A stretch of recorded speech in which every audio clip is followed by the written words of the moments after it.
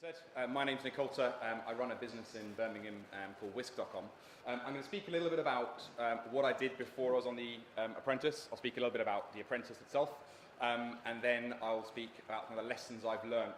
I went to Aston University, studied a degree in international business. I then did a placement year at Deutsche Bank, an investment bank in Frankfurt. And before that, I'd always thought I wanted to work in a bank. I wanted to become an investment banker. And it was then when I was, sat, I think it was on the sort of 15th, 20th floor or something, that I realized actually I wanted to do something a bit more creative. I wanted to do something that I felt mattered a little bit more. And I started kind of sketching out, while at my desk in Frankfurt, a concept for what was going to be my first business, Kogo Coffee.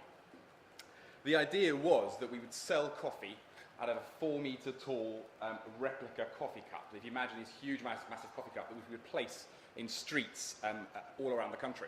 The idea being we could sort of mitigate the rent costs of putting a unit somewhere, and we could put it anywhere so we could move it depending where the demand was. And what we would do is we'd sell coffee out of coffee cups which had adverts on the side. And we thought if we put adverts on the side, we could subsidise the cup of coffee, so offer it to the consumers at a cheaper price. We could make additional money from the advertisers who would pay us because the person is usually relaxing when they're drinking a cup of coffee, the caffeine's waking them up, the advert is right in front of them. What a great way to advertise. What have I learned from all of this stuff? First part, which I think is kind of links into the Apprentice stuff, is don't dwell on rejection, but learn from it. So I think, obviously, it's very obvious what happened in the Apprentice in terms of rejection, but I think it happens in everyday business all the time, where you'll try and sell your product and you'll get rejected by almost everyone you go to. And what's important is that you don't ignore the reasons why they've rejected you. So either you are pitching the wrong people or you're pitching it in the wrong way. And if someone rejects you, work out why they've rejected you. Don't just sort of go, oh, well, they're an idiot, it wasn't for them, etc. It's usually your fault. And if you take the blame for that, then you can try and improve yourself and try and improve either how you pitch it, who you're pitching it to, or what you're doing, and become successful. So when you're raising investment, most people, when they set a business up, if it's a big kind of scalable business they want to grow, is they'll do the first part themselves. And then once they've kind of proven the business model, they will try and raise investment to help them grow a bigger team and scale it and make it really, really big. So that's pretty much what we did as well. We raised 2 rounds of investment. So we raised 1 round of investment to get to 1 milestone with technology, and then another round to help us grow it even more. And we'll probably be doing another round of investment in Q1 2014, so in 3-4 months' time. I'm hoping to raise rounds of £2 million for that to kind of make us international. But the investment raising process is really interesting, because the one thing that matters most when you pitch an angel or pitch a venture capital investor is they want to know what your business does, right? It sounds really simple, but what happens all the time with people who haven't done it before is they'll go too quickly into the financials or into the marketing strategy, or which is usually social media or something that's really, it's not unique at all. What most people want to know is, what does the business do and how do you make money, right? Those are the 2 things everyone cares about. Everything else is somewhat irrelevant. If you do a really bad job of pitching the financials and the marketing stuff, you have to come across as credible, right? So they have to believe in you as a team. And different investors invest in teams, some investors invest in product.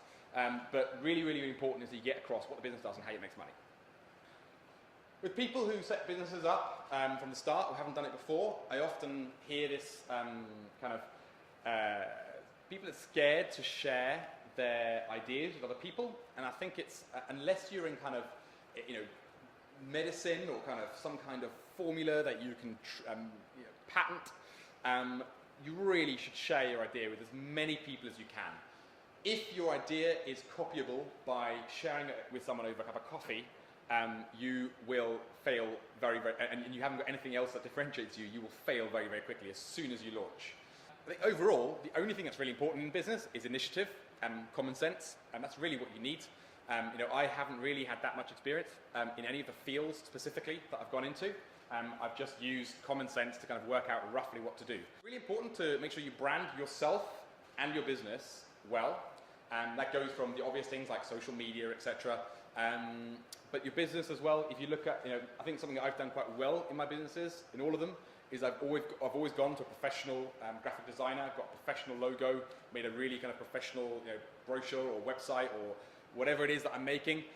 Make sure that because that's kind of the first impression people look at, and that's how they're going to decide whether they're going to buy from you, whether they're going to have a meeting with you, whether they're going to help you, whatever it is you're looking for from them. But branding is really, really important, I think, yeah, and both yourself and your business. Because I think especially in the early days, people look at you as the brand, and they look at, okay, they're making this business, but who's behind it? And make sure you think about that. And he basically says that when you have a new idea, the energy and excitement is really, really high, and you feel fantastic.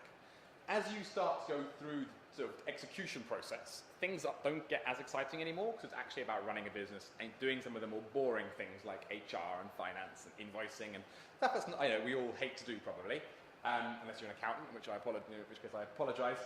But what happens is you'll start business up and you feel really, really excited about it. And as you start to kind of make it happen, the excitement and energy starts to go down. And when you hit this project plateau stage, it's kind of the low part of exciting, which is kind of the average exciting in a job, right? It's not particularly lower than any other job, but you're kind of hitting the normal job excitement level. That's when a lot of people will come up with a new idea and focus their time on the new idea, where the energy excitement is great again. You'll leave this other idea, which actually probably had potential on the side, and you'll start the new idea. And the same thing will happen to that. And you have this graveyard of ideas behind you, and you don't actually ever get any single one done. What Scott shows in his kind of research is actually, if you stick with an idea on this project plateau piece, as the business starts to become successful and you start to get big clients and you start to get a good team behind you, the energy and excitement starts to grow again, and you'll go up and up and up, and it'll be fantastic, and you'll make loads of money, and you'll be millionaires, and you'll change the world. So that's kind of the idea curve piece. And if you know, for those of you who haven't been through this already, you might go through this, and try not to go through this, because I set up too many businesses before I started to focus on one, which is what I'm doing at the moment.